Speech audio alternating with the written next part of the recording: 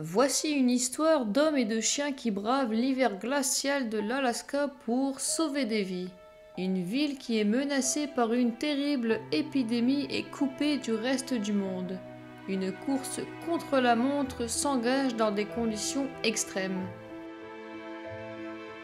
Nous sommes en 1924 à Nome, une petite ville de la côte ouest de l'Alaska aux États-Unis. L'hiver est long et rigoureux, cette ville est coupée du reste du monde.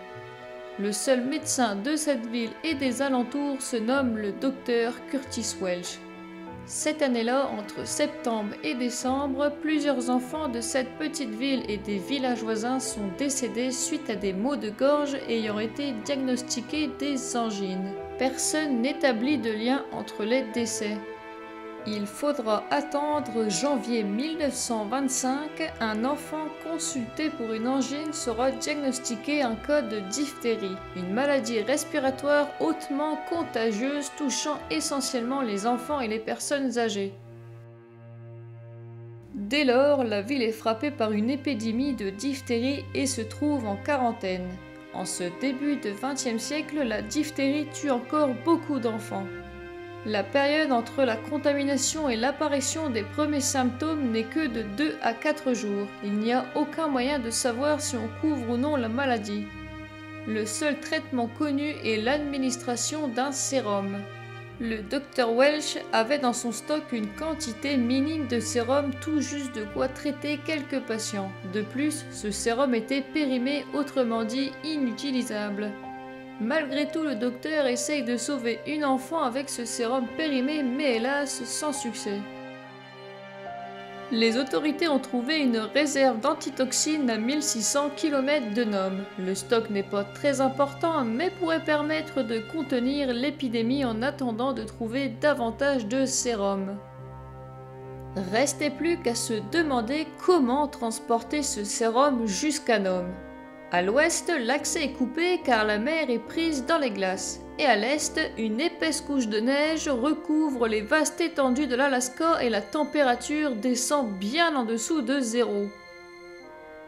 Il n'y a que 2 moyens de transporter le sérum jusqu'à Nome, par avion ou avec des chiens de traîneau. Peu de pilotes sont prêts à tenter l'aventure. Personne n'a encore osé traverser l'intérieur des terres en plein hiver. Les journées sont courtes et le froid pouvait transformer le carburant en gelée. Tandis que les chiens de traîneau étaient en mode de transport fiable, mais cela prenait du temps.